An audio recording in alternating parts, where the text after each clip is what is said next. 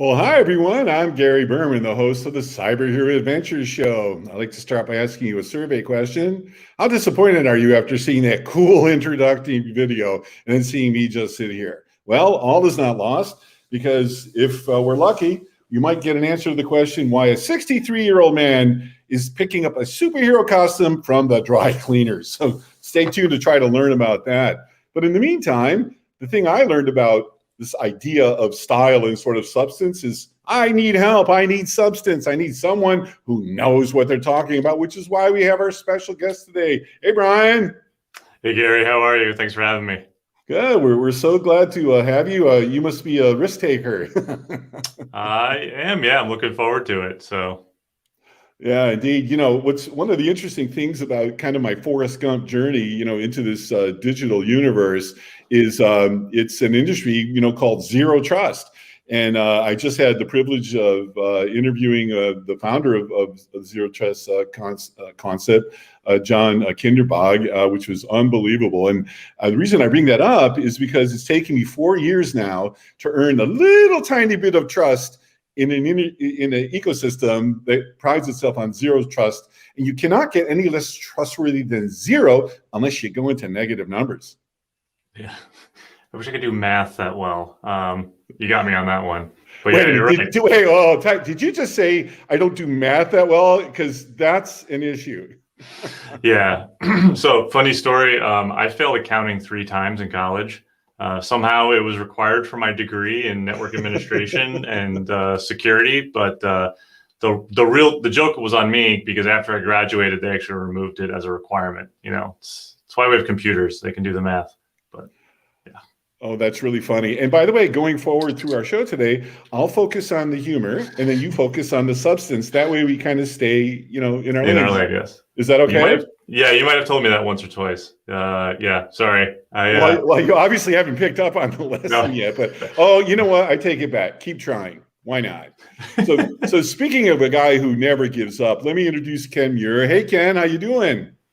Good. How are you? Great, thanks. How are things in Canada? It's actually the weather's actually really good. It's kind of weird. It's supposed to be absolutely frigidly cold right now, but it's actually very, very, very pleasant. And I also wanted to extend a thank you for having me on the show. Oh, I'm the one who's incredibly grateful to you unsung cyber heroes who toil in anonymity to keep us safe at work and home, at school. So no, it's all about you and all about our great audience, for sure. And it's also, a little bit about a great guy, Dr. William Dicker. Hey, William, how you doing? Good afternoon, Gary, and thanks for having me on the show. We're really, really excited to have you in particular on the show because you've done some really interesting research on the topic of today's show, virtual CISOs. So let me just start with you a little bit, William, and ask kind of what is your origin story? Give us just a synopsis of how'd you get to this moment? Well, my origin is I actually served in the military for 23 years. Thank you. Thank you for your service. Yeah. Yes, sir. After I retired, I came into the civilian sector working in information security, and I noticed that third-party vendors, they seem to ignore the small businesses. They're only looking at the larger businesses that really have a high budget for these security tools, and they ignore them, which put me on the track of the virtual CISO and how they could work with a small business to attain information security governance within their confined budgets and confined resources.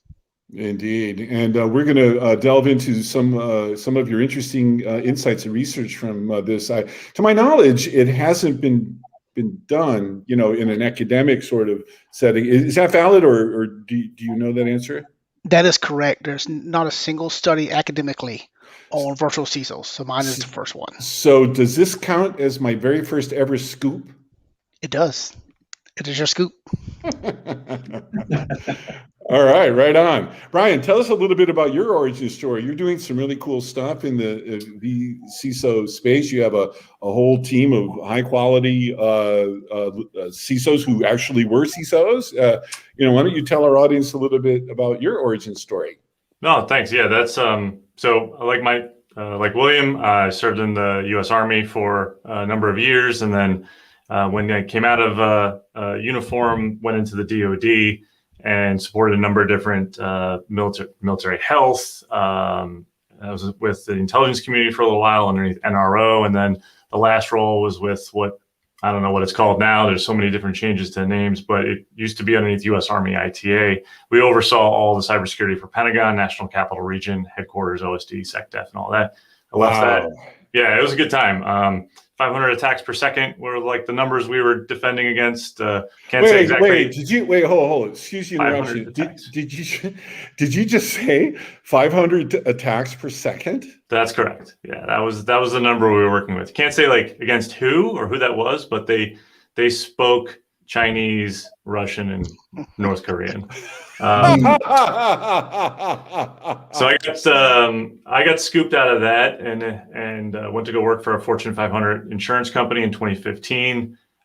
Be their first vice president and CISO, built out that program, and kind of like what William was saying, I think Ken was saying, like saw my own third-party vendors, didn't have someone like me I could talk to, and I relied heavily on third-party vendors. Then I started talking to my friends who were CIOs, and they didn't have the budget to bring on a full-time CISO, but the needs were still the same. So I started SideChannel to bring former CISOs, such as myself, who want to get back into consulting and are kind of done with the corporate roles, and start bringing that role and that leadership into small enterprises, mid-market, and small businesses. So we focus on purely delivering within, right now, the United States, fractional CISOs with former CISOs. And we view everyone else as kind of just doing security consulting. Wow. And, the impression that I have so far, and let me just see if you think it's valid, is that, SMBs are kind of like sitting ducks. They are. Yeah. You got to think they're interconnected to the internet and their customers, just like everyone else is, but they don't have any of the resources, the guidance, the expertise. They don't even know where to start most of the time as far as how to defend what they have.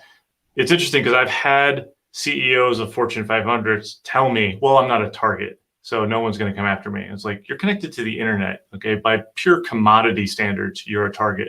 Think about SMBs who are, I wish I wasn't a target, thinking, and they are. And now how do they actually address it? They can't get access to, folks like us. I mean, it's $250,000, $500,000 a year for any one of us probably on this panel to walk in and be full-time at an organization. No small business can afford that. Right. But they still need that type of leadership and guidance. And it's a disproportionate, curve, but it is what it is. So I saw a business opportunity. The timing was right. And I launched a fully remote service offering across the U.S. to do this, which 2020, when everyone was like, how's it like working from home? I was like, we've been doing this for a year. It's just another Tuesday. It was like the same thing. But yeah, it's been interesting. It's been a lot of fun, and I'm enjoying it. I really do like helping out a lot of different organizations who would otherwise never get access to things like this. Yeah, I imagine your practice takes you across all sectors of the economy. We do. The only areas we don't really help out is not healthcare, higher ed. They are kind of in a weird spot where there's a bit of a back and forth between administration, faculty, and usually IT and security groups that we don't seem to find a good fit, or they already have a CISO. So, but healthcare, manufacturing, DoD, really finance. We do a lot of work with startups who are, either Series A or going on to become Series A, and they need to show that their product can be trusted. So we can represent and manage the security narrative around what their product is and their service to their clients. So we usually kind of come in on a number of different reasons. You've got a regulation that you're getting hit over the head with. Your customer, your board, your C-suite is asking about your security posture, and you have no idea how to say what you do or don't do, let alone how to build the program that you're supposed to have. So it's, I think there's even another piece. Like, let's say, unfortunately, if you're hacked, you can show that you have reasonable care by having a vCISO, and that could probably help you in legal stuff and untangling, the messes that are created by the criminals. Yeah, there's seems to be a lot more traction in what I've called post breach, where the bad thing has happened, the janitors have come and cleaned up, and now the company is sitting there going, I don't ever want to go through that again. Right. And my insurance provider is not going to allow me to just get back to that state and then call it good. and cover me. So I need to show that I'm actually going to do something much better than what I was before. I wish more organizations were looking at the fact that they could be breached, and if they had these things in place, it was a better preventative. But there seems to be much more of a either product-centric push, like I need to be able to show that my product or my service or my clients are asking me about it. That seems to be a real outside force. Or the bad thing has happened, I don't want to go through it again. That's it. That middle ground that you're asking about, more organizations realistically need to kind of look at that and be proactive in building out their security program to address that space. It's just not happening in the US really as much as we kind of hope it would. Indeed. And you know, Ken, one of the interesting challenges that I've listened and learned about from, you know, many folks about the topic of cybersecurity is staffing. You know, and you know, as Brian just alluded to, it's not only very expensive to, you know, hire someone of that caliber, but you know, are they around? You know, how do you staff? Yeah, I know this is one of the big challenges. I mean, if depending on who you read it from, there's about 3.5 million unfilled cybersecurity positions in the world, and we certainly have a big challenge here in Canada when it comes to that. So. Being able to provide the virtual CISO as an example to overlay on the services that we typically provide organizations is really helping them out. Where our sweet spot really is being able to propagate what we do. I actually act as the virtual CISO for a couple of dozen different service providers across the country, who in turn would provide this service to their customers. We're in a position where we actually provide services on a professional services basis, managed security, as well as consulting services. And so we pretty much can help organizations from end to end. But really what one of the benefits about the virtual CISO scenario is that we're actually providing the leadership that they don't have access to typically. You know, everything that the other guys have mentioned, like I fully support that whole view, because I think at one point we've all come to the same conclusion that what I think, I don't want to steal Brian's thing, but he basically said the other day that you don't need me all the time, but you do need me.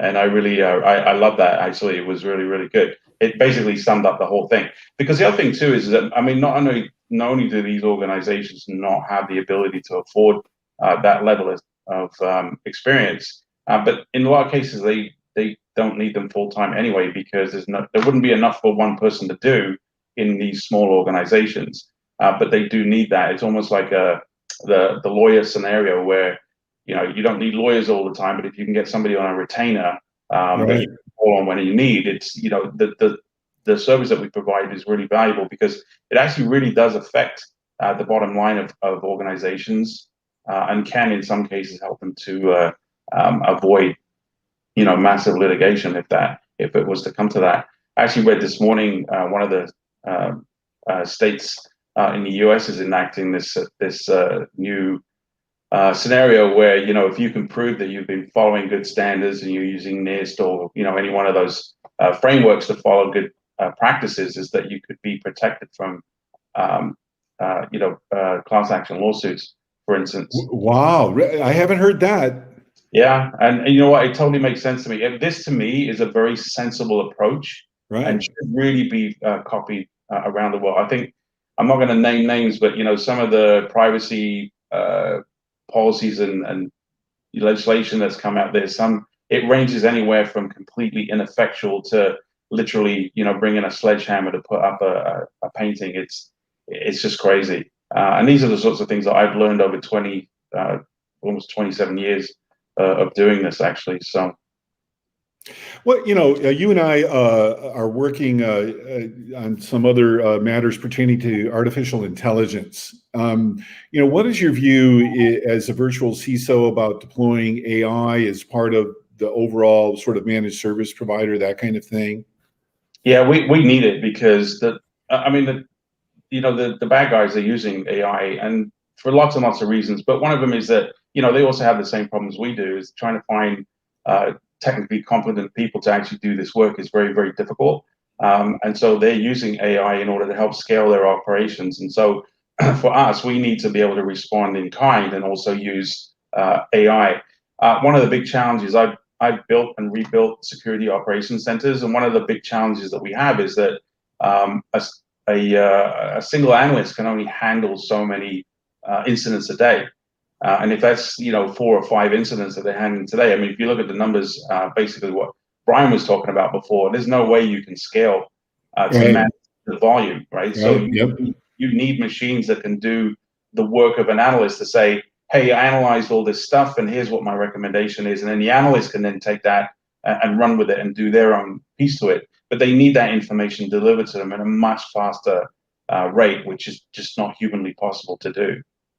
Yeah, interesting. One of the things I'm really, really excited and grateful for, Dr. Dicker or William, is that you took it upon yourself in order to get your PhD to do some rather pioneering research. Does this count as my first scoop?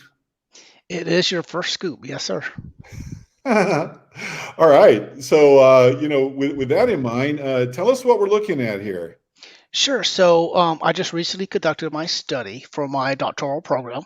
And the study itself was examining how virtual CISOs can go into an organization such as a small or mid-sized business and really help them attain information security governance and, more importantly, value, some type of benefit from the services. Because as mentioned by Ken and Brian, small business cannot afford a CISO. They just don't have those services or those resources available. So it's very difficult for them to afford them. So I wanted to provide value. And it was actually 2 separate constructs that I used for the study. One was from the virtual CISO's perspective, which I called in the study perceived benefits. And then I did a separate interview matrix with the small to mid-sized business leaders to understand their actualized benefits they received. And I wanted to see if those 2 systems would mirror up, and they actually did. So if you can go to the next slide. So I had something that I discovered during the interview, and I coined it the pre-vCISO characteristics of an SMB. And in essence, they were executive level sponsorship is very non-strategic. They had apathetic risk management procedures, if any risk management at all. They had constrained resources, just do not have the money available and the resources available. And those technical skills, due to the constrained resources, they were non-existent in the organization. As you can see on the right-hand side of your screen, you can see who responded affirmatively to each one of those sections. And this is direct raw data from the study itself. So it's exactly how the respondents responded. If you go to the next slide, Gary, here are some of the actual comments that the participants actually provided for the study itself. And the full study is now published on Georgia State's website, and underneath the dissertations folder. It's now published, so anyone can actually download it and read it. But just looking at some of the comments, virtual CISOs added value to the organization as they allowed them to move up that virtual chain. They're more educated on risk management procedures. These leaders are. They understand that technology increases their risks. And as Brian mentioned earlier, those SMBs, although they may not seem to be that their data is important enough to be breached, a lot of those SMBs are business associates of larger organizations. Indeed. And these attackers are using those small businesses as pivot points. Isn't that what, like, for example, the CMMC by the Department of Defense is all about attempting to create some level of cybersecurity maturity across the 300,000 or so, companies, many of whom are small. Mm-hmm. It is. It is. What do we have here? So then looking at the post-vCISO, or how did those characteristics change, which was a key component of my study, was can these information security behaviors change? Can a vCISO help them change their behaviors? And they actually did. 100% of the respondents across the board agree that these characteristics were changed. Their technical skills are now accessible. They had that virtual CISO services, so not having to do it on a part-time basis. Resource management, of course, it's still constrained because they're still on the same budget. The virtual CISO just did not increase their funds available, but they helped optimize it. They reduced those excess spending or unneeded wasteful spending that was being conducted. They reduced that. They now have a more risk-centric risk approach.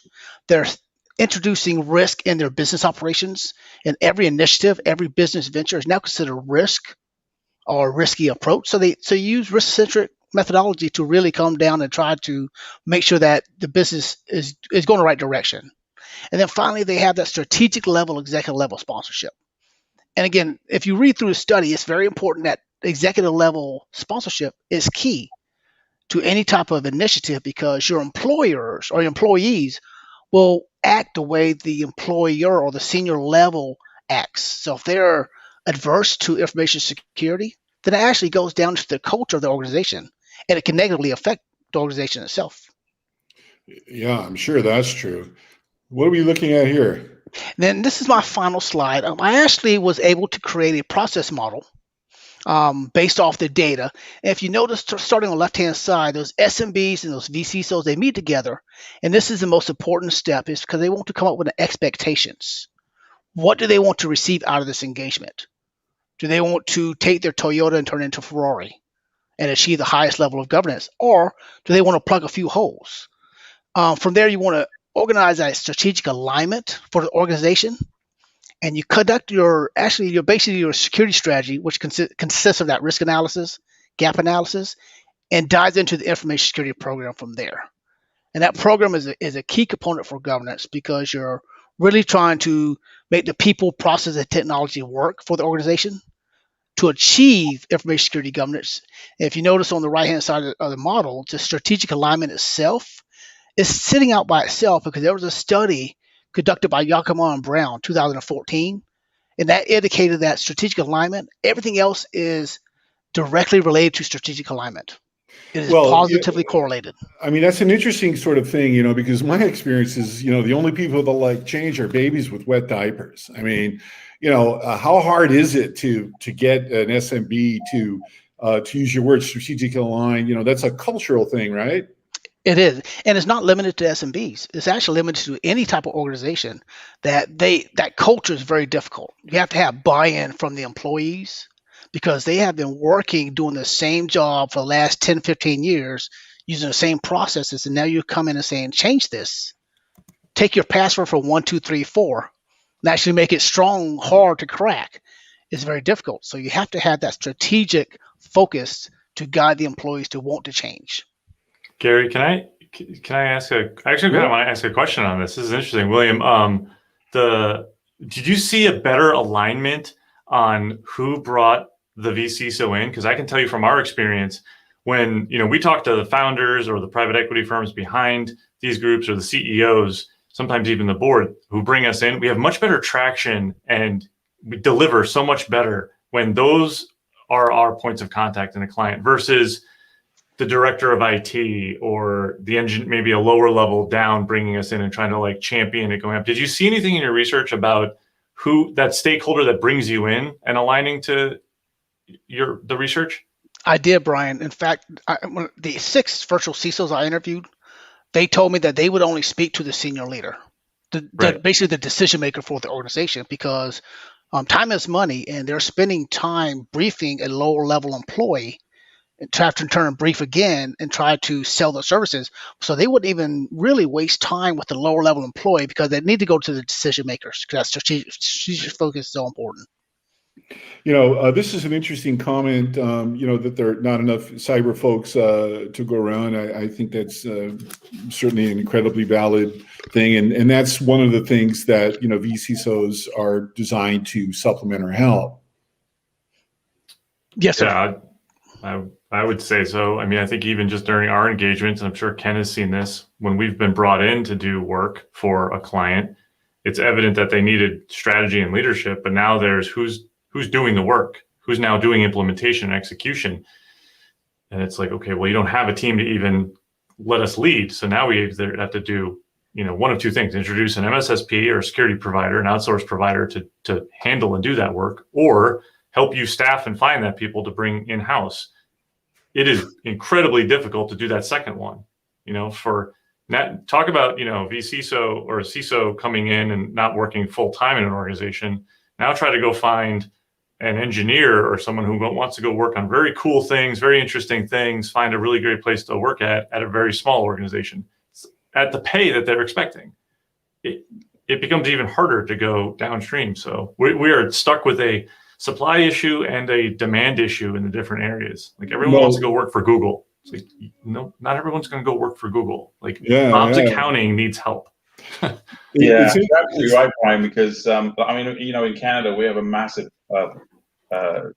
land, but, you know, very few people in it. And then when you start getting out to the more rural areas, which account for like a large percentage of the land mass, you know, trying to find anybody that's qualified in these more rural areas is impossible. And so that's why services like what we provide is just massively important. So what we end up doing is basically working with, you know, whoever they have as a resource is the point person for us. You know, so they're not necessarily skilled and experienced and everything, but they can do some of the execution of the things that we talk about. And then of course we build plans that are sometimes 2, 3, 4 years in the making, because there's only so much time that it can devote to these things. And then, you know, to tack on what Brian was saying, and also William, like these guys, this is not their full-time job. They already have a full-time job, and then now you're asking them to add even more, you know, put more time into doing this thing. It's incredibly difficult.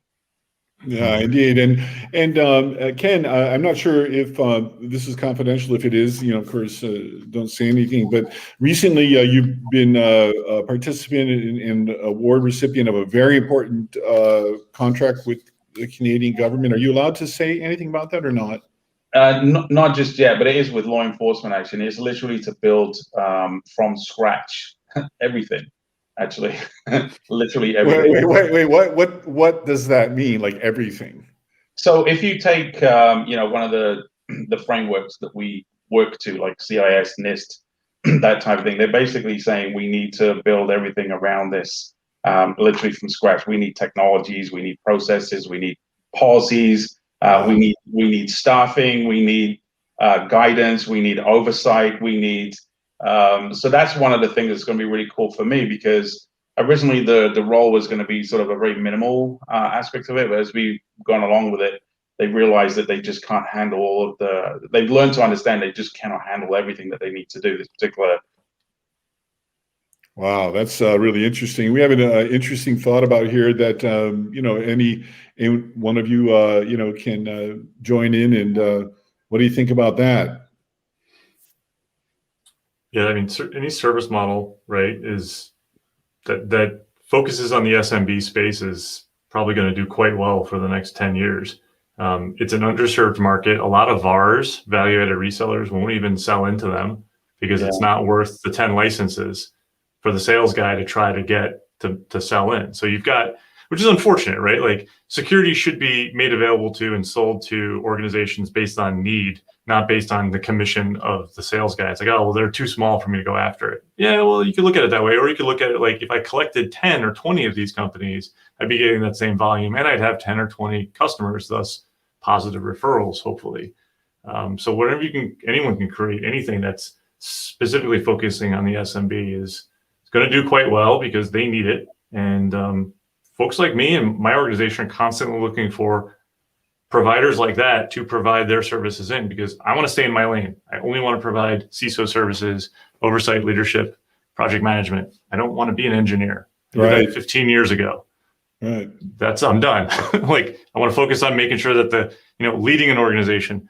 So we need more of these MSSPs that are reputable to step in and start providing. And speaking of more people, I'm going to put out our equivalent of our bat signal here. We put this out for rapid responders. Any of our team that kind of want to jump in, let me know. I mean, how fun? Are you guys having fun? This is great. I think it's a very important subject as well. And, definitely the right combinations of attendees today to put their perspectives together. It's great. Oh, we can go on for hours. We have a rapid responder. Hey, Dennis Underwood, welcome to the show. Hey, how's it going? And I think I've run into all of you guys before at some point on one show or another. So it's good to see you all again. Yes, you too, Dennis. Yeah. So, what's your take on what you've seen and heard so far?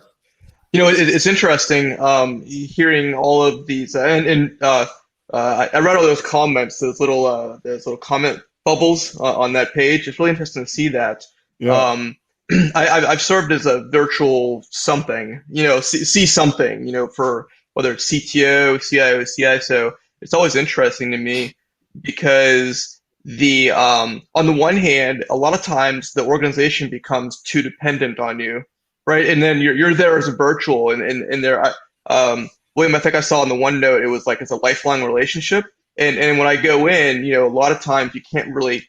A lot of orgs you can't really charge full rate, and then and you're there to help them, and then next thing you know, you're like trying to like back away slowly, like it's the queen in the room, and you're like, okay, I got to sneak away, and they're so dependent on you that doesn't always it isn't always what do you want to say? It can involve some emotion, put it that way. Yeah, for sure. Part-time therapist. Well, also, someone who owns a small or medium-sized business, a lot of times they're family-oriented or they're certainly vested in it, like it's their baby. It's not just a corporation. So you have emotional aspects to that, to be sure. Maybe, Dennis, you can share with us a little bit about your rather cool origin story. Yeah, sure. I think like everyone in this room, we got involved. You get involved with IT, and next thing you know, you realize there's a security thing. You kicked out a hacker, or you found one. To use that word in the pejorative. And then you end up being the security person, and you find out there's actually good money and a good career in it. Next thing you know, they eventually have a title around what you're doing. And so that's kind of been my world. Did a botnet takedown, got recruited by the government, left the government. You can only beat your head against the wall. Wait, hold. You did a botnet takedown? Yeah. What is that? So that this is like off the vCISO agenda you have. So sorry. Yeah. So no, it's okay. It's actually a cool story. So I found a vulnerability in a peer-to-peer botnet. It was run like Conficker and its friends were out running around. So I did a bunch of work in R&D and found a vulnerability in their cryptography and in their peer-to-peer communication model. It's actually a really cool story. Some folks flew in to get it, right? Well, while that was happening, the university professor who we were working with was on this like global email chain about how to take this thing down. And they emailed out that, without me knowing that, hey, this one guy we have, this researcher we have on staff at the university, they found a vulnerability. Here it is, everyone, and it'll cause an Independence Day kind of takedown of the whole, the whole network.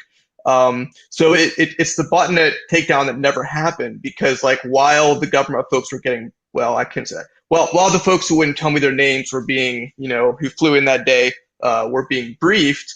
Like I checked my laptop every now and then, and I was like, the patching ability of these guys, the bad guys, was phenomenal and impressive. There was no, it was definitely a patch and pray to go back to the recent Exchange stuff, right? And by the time the day was over, they had patched out the vulnerability. So like at the end of the day, I realized that folks were negotiating over a capability that was no longer effective, because someone had kind of spilled. So it really goes into like ComSec and security and your information disclosure, right? Where don't tell the bad guys where their bugs are, and yeah, right. So anyway, that's that story. Yeah, Dennis, you just touched on like one of the things that like I like talk about beat your head on the wall kind of thing, but like. This is the biggest thing that I think SMBs have a hard time with. There is an ROI for the bad guys on all of this, right? Absolutely. They are operating inside of a corporate structure. They have HR, they have finance. These people go on holiday, all right? The more that we think about that, the more we stop delegitimizing how important this is for them as a business, right? Absolutely. Adversaries have better patching capabilities than some Fortune 500s. Why? Wow. Because easily. And it's unbelievable how many times we just kind of demonize like the bad guy as this, hooded kid in his like basement. Like those days are over, right? There's payroll. These people have 401ks. We used to be able to track when there were surges and up and down. You still can. Like, everyone operating out of the Eastern Bloc is now on holiday down near the sea. Why? Because the tax went down. Yeah, they do. They have the structure. The thing that they have that we don't have is that they're highly motivated, they're highly structured, they're highly financed, highly disciplined, and they have a purpose, and they do everything we don't, generally speaking. a lot of these companies, these small companies, they don't understand the dangers of this. Their things is that, security costs too much money. I don't want to spend any money on these things, without realizing, the damage could either put you out of business or cost you so much it would be almost unrecoverable.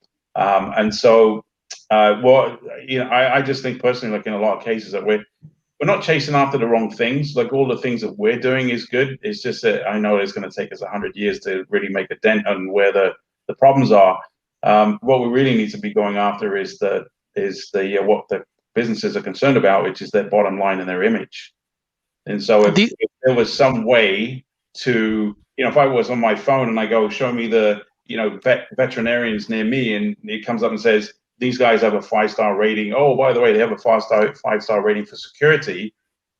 Just human, just normal emotion. You're just going to go with whoever's got a 5-star rating for these things, right? And that's putting the tools in the hands of the consumer, because as I talked about before, the weight of influence is not on the side of the citizenry of a country. It's on the side of the businesses, even though they account for, much less side of the population. You and I don't have any influence over these guys at all, really. Like, there's no way. The only time where we can get involved is when there's a class action lawsuit or, something along those lines after the fact. But even then, it's onerous. You're not guaranteed a win on it. And even if you do, like, you'll get a couple $100 for your time, because it's not worth it. Yeah. So, And it's not complete. Forgive the interruption. Sorry, Ken. William, I just wanted to circle back with you. Now, you're hearing, real life practitioners who are steeped into the world that you researched.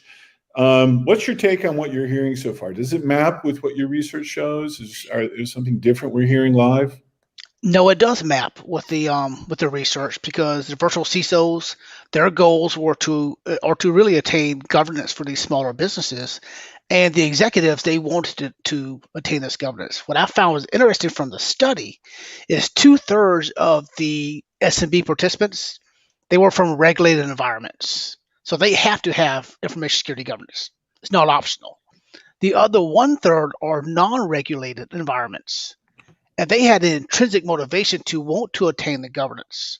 They're not required to, they're not regulated, but they wanted to protect their brand, their reputation, and whatever data they had to protect. They wanted to, they had that drive.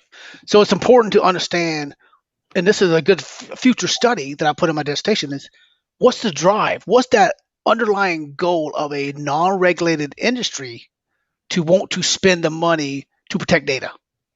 Where's that intrinsic motivation coming from? It's crazy internally in our history. Obviously, I've gone the software route, right? Not as much services, but it's so we look at it a little bit differently. But it's a lot of the same content, where internally we have a crosswalk between the compliance metrics, right? And you have just the normal security, then you have NIST, HIPAA, this new CMMC that's still a little bit of a cloud, no pun intended, and it's amazing the security kind of thread that falls through on every line is very similar, because when someone comes back and they say PCI versus HIPAA versus NIST, and I'm always like, well, they're all really speaking the same language. So I show, look, just do these things, and you start lining up on multiple columns in the spreadsheet automatically. So yeah, it's cool to hear you say that, William. How there's like the regulatory, then the non-regulatory, and how they're kind of lining up with almost the same goals. Yep. If it's a big, I'm gonna get to use my board finally, but it's a big Venn diagram, right, of activity that's going on. Like, you've got each of your controls. This is all compliance. This is it. On top of this is where you're building security. And then think of it as if you're filling the one glass jar with golf balls. Security is the sand that you pour in to fill in between. That's how we have to think about it. So compliance, everyone's like, oh, compliance isn't security. But yeah, one, chances are you're not even compliant. Two, compliance is the basis for what security is built on top of. And our compliance standards have moved so far, so well in the last, couple of years, that what is today compliance was security before. New York State DFS, right? Totally adopted NIST CSF as a standard, and now is the model law for all 50 states except for, I think, Utah. I don't know why Utah, but whatever.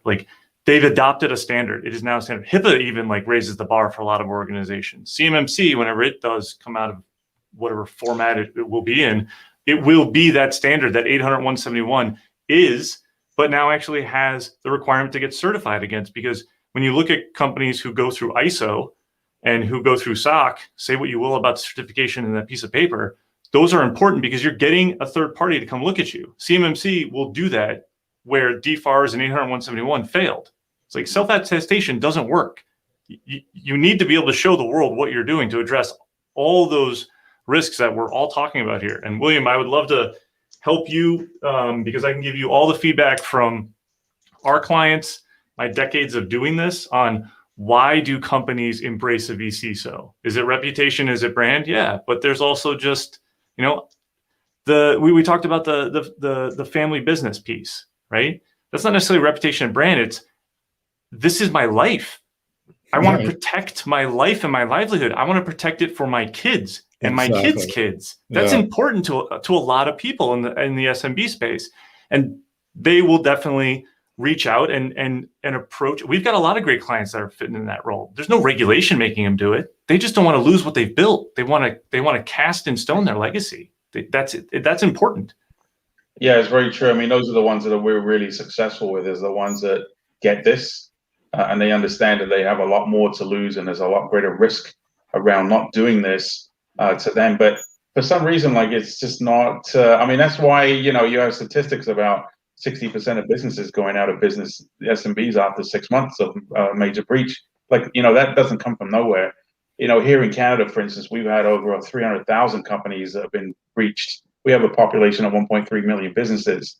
So to have over 300,000 companies is a massive amount. Everyone has firewalls, everyone has endpoint security, but they're just not following even the basic security practices, like patching, for instance. The last project we did, we had a customer that had missing patches going back every year for 21 years. 21 years, including patches that were related to ransomware. You know, and so the you know, your executive summary is basically, you know, you're a tinderbox waiting to go up. You know, you're a barn in the middle of summer full of dry grass right now. It's, and, you know, I feel like internally for us, like whenever someone say, "Oh, Dennis is just doing ransomware for his company," and there's so many other risks, and I'm like, well, yes, that's true. Like, it's not like we said it's more glamorous than just overall SOC automation. But to your point, Ken, it was just we had too many clients who were being referred to us, and there was just nothing left. You know, it was like, well, I hope they can get back in business. You know, it was more of a need. I've had to get a lot better on the old like insurance salesman kind of like metrics of like when you know someone's trying to sell you fire insurance or you know or flood damage insurance, because a lot of those numbers resonate with people who don't necessarily under like to Brian's point, you know, you have that compliance and they're just barely kind of grasping that, right? You know, and then you're going to add on this super technical crypto stuff, you know, and they just don't get it. So you're like, okay, well, let's talk about fire sprinklers for a second. You know, let's take a step back.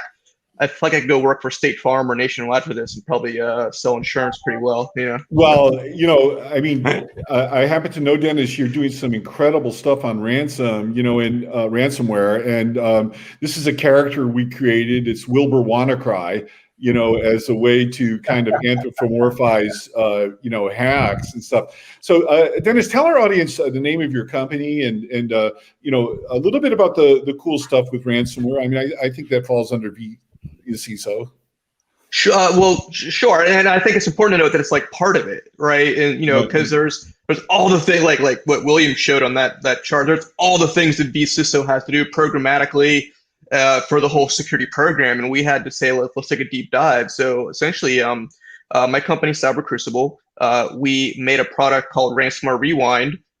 Because we basically said, you know, there were 4 companies who, unlike some of Ken's folks, and we all have those clients who don't do the right thing, they were large institutions who had done the right things and still got, you know, nuked by ransomware.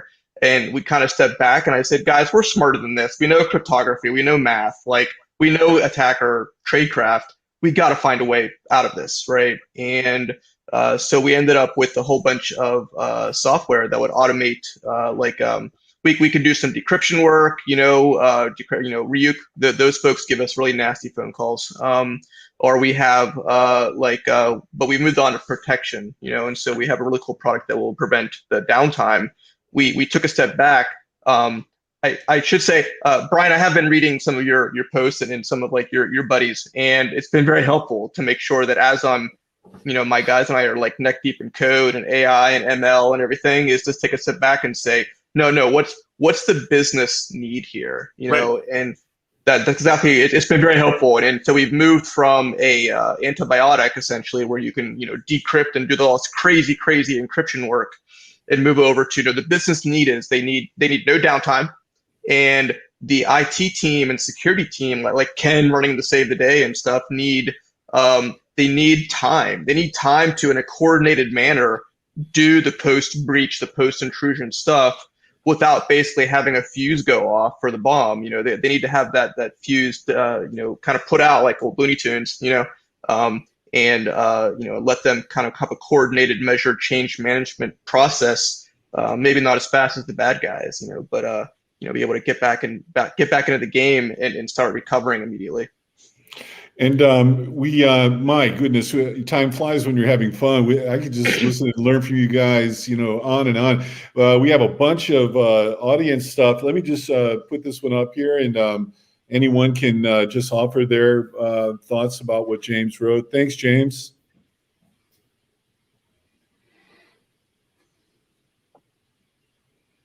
Or not. Wait a minute. Wait. Are you telling me I have 4 of the world's leading experts and thought leaders about any of this stuff?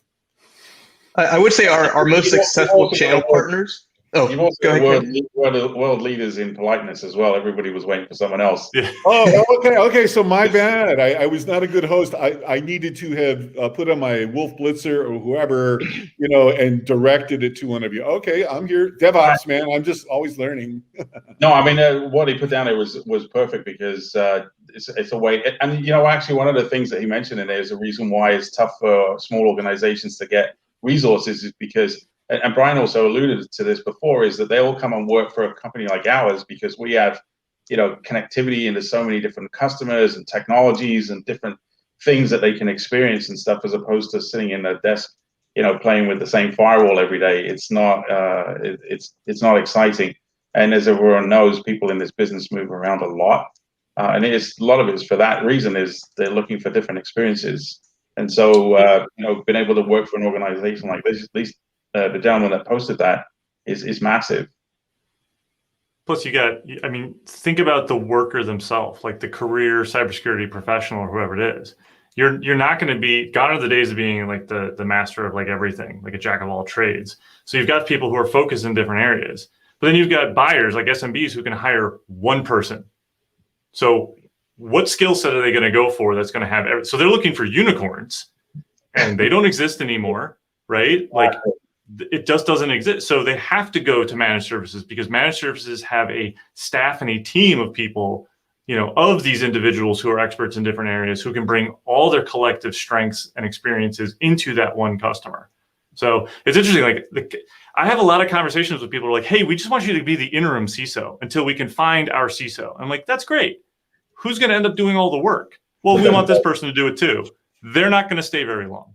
Like that is not happening. So here's an idea. Spend a little bit of money with me because you don't need strategy full time. Let's work with you 20 hours a month and then take the rest of that budget and go find an architect or an engineer or whoever knows your platform or your infrastructure or your culture well enough to go do things. And then let's matrix in whoever else in IT and HR and legal underneath my organization to lead all of it. Like there's a cost-effective approach. It's the same thing with managed services. Instead of doing SOC, as a service, it's piece. And I want to end on like one idea. Like somebody brought it up. This is great, but like I said this on LinkedIn. I don't sell cybersecurity. You either understand it's a risk or you don't. So the third of companies that you're seeing in Canada that aren't taking it seriously and you don't know if they're going to, they probably won't because they don't see it as an enterprise risk. And unless you see cyber as an enterprise risk, like you do fire safety in your office, you're not going to be around very long. Indeed. Yeah. And Brian, with that upbeat note, Sorry. can you it's okay. We're making the pivot from fear, uncertainty, and doubt to fun. FUD to fun. Everybody always tells them I scare them after they talk with me about this stuff. I'm like, I don't mean to. I'm just a realist. No, I like it. So Brian, tell us how do people get more information about you're doing? Also the name of your company, things like that. Yeah, so you can find me on sidechannel.com. Sidechannel.com. Just look us up. You can look up my name. I'm all over social media, Twitter, tons of stuff on LinkedIn and on YouTube. We're now on Clubhouse. I host a talk on Mondays at noon to 1. So anybody else who wants to come out and wants like mentorship or leadership advice or just getting into cybersecurity, I spend that hour usually talking to a lot of young people about what does this field do? And are you sure you really want to be a CISO? Because I could talk you out of it. So we do a lot of that. It's a lot of fun. Yeah. Wait, is that what you got from the session? That don't do No. That's the whole point of the CISO life. So you can follow me on hashtag CISO life as well. Anywhere you find that, you will find me. And yep, that's as easy as I can try to make it. And you have to tell our audience about how you do that cool writing on the wall. What is this? Yeah, this is a light board. It is so the original one I built, if you followed my YouTube show, it was do it yourself. I built it out of acrylic plexiglass and LEDs, and it shoots light into the glass. And then when I use the pen, these are neon magic markers, which I just learned about when I learned about this. So I wish I would have had these when I was younger. It lets the light escape the glass. And then I use software to mirror it because I'm not left-handed and I'm not writing backwards. And everyone always asks me those two questions. See, my ring finger is on my left hand. Wow. I mean, Brian, I'm telling you, I just developed a man crush on you, for being able to do this. Yeah, this thing is cool. The physics guy cow. from eGlass built it. This is my professional one. So I had a full studio built out after a successful season and a half of CISO Life on YouTube and some sponsorships. And I invested it all back into a soundproof studio, mics, and then someday I'll have a good as a studio as you, Gary. But the light board is cool because anybody who's ever worked for me knows that I go everywhere with markers and I just whiteboard on everything to get the concepts out. It's just how I think. So this made it really easy to start doing it on the internet. Rock and roll, it works. Thanks. William, how do folks get a hold of some of your great research? I mean, I know this was your PhD thesis. Congratulations, by the way, for successfully getting a PhD. I'm going to give some scoop here, breaking news. I also have a PhD. It's not something, I talk a lot about, but yeah, I'm poor, hungry, and driven, PhD. So William, how do people get a hold of your great research? Sure thing. So it's just published on the Georgia State's dissertation website, or feel free to reach out to me on LinkedIn. I will send you a message back with the actual URL, and you can go in there and you can download it. It's free. Please use it to disseminate it amongst your virtual CISOs or amongst your small to mid-sized businesses. All I ask is that credit's given for the study I completed, but feel free to disseminate it as you would like. Thank you so much. On behalf of a grateful digital universe, we appreciate that. It's really going to contribute to the body of knowledge for sure. Ken, what about you? How does our audience get in touch with you?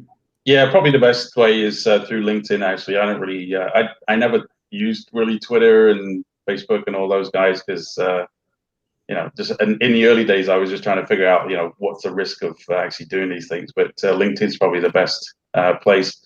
Well, wait. Time out. You must have heard that 500 million LinkedIn records were scraped, 500 million Facebook records were scraped or whatever. I mean, come on. Oh, I know. I gotta guess that would probably be the case in the future sometimes. I do have a fake account. So just to test, for research purposes, of course, right? I also want to congratulate William, actually. I was actually had the pleasure of working as part of that study for him. So it was... I just thought it was massively important to be able to put this out there in the academic world for what we do, because it's definitely something that organizations need. And I'm happy to talk to anybody about any aspect of it here in Canada, anywhere in the world that wants to reach out. Great, thank you. And you work everywhere, right? I mean, yeah. Yeah, I mean, because you live in Canada, but that doesn't matter, right? yeah, I mean, the reach today, I mean, it's really easy. But the great thing about what I do is I get to meet a lot of really cool people. All of the organizations I work with have become the people I work with have become friends of mine. And literally, like, we'll spend 50 minutes of the hour business call just talking about stuff, and 10 minutes about what we actually were supposed to be talking about, because that's the type of relationship we end up with. And our customers, the one thing I've learned to understand about this, and I'll leave this on a good note, actually, we talk about a lot of scary things that are going on, and there really are. But what I found was with organizations that are really taking this seriously and have really committed to the process of developing security, they develop an emotional attachment that I hadn't anticipated originally, because they feel empowered where they didn't Oh, know. yeah, definitely. And now all of a sudden we use it as a way to educate, and that education actually empowers them to understand security. And when they learn to understand that, and I'm talking about the entire organization, they become very emotionally attached to it, and they now own that whole process. And so I think, as Dennis mentioned earlier, like, this is a way to kind of gradually disconnect yourself, because you don't need to provide them with that so much oversight as much as you did initially, because they're actually learning what it is to be secure. They're learning to understand what the industry is recommending that they should be doing. It's not rocket science, this stuff. You just got to have discipline and follow what the industry's already has built for you. Right on. That's an incredibly inspiring and important insight. And last but not least, Dennis, how do people get in touch with you? Hey, I'm all over LinkedIn, so just go ahead. I've been putting up all of our white papers and articles and posts and everything ungated, so just go ahead and look me up there. The rule is 90% education, 10% marketing.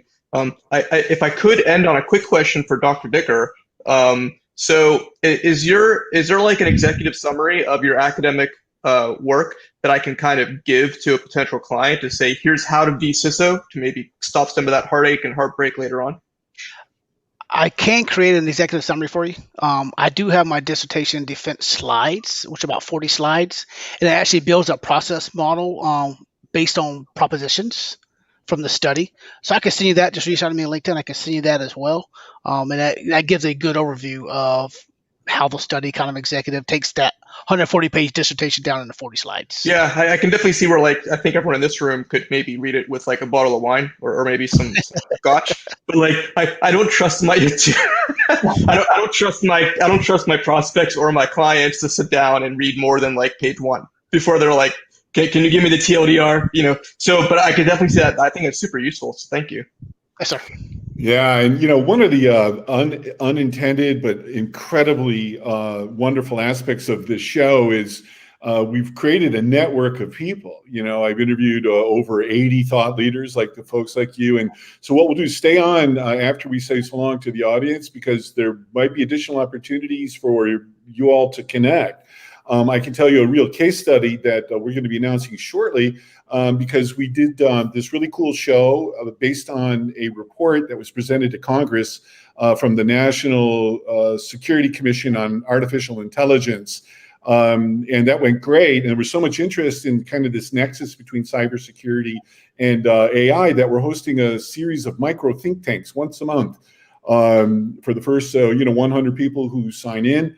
And then other people can get it. And, because it's so obvious when smart people get together, good things happen, so I really appreciate it. If you want to be on our show, just send an email to Gary at cyberheroescomics.com. And, we'd like to feature sort of, cool things that are happening. And if you're working on anything like really, exciting or different, just send us a note. We're here to help. So on behalf of a grateful digital universe, I really want to thank all of you for who you are, why you do what you do, and your relentless effort, to be defenders, of real people, and we're not just statistics, and we are humanizing the statistics. And I really just want to say on a personal note, thank you all so much for what you do, and stay safe. Thanks, Gary. Thanks, Gary.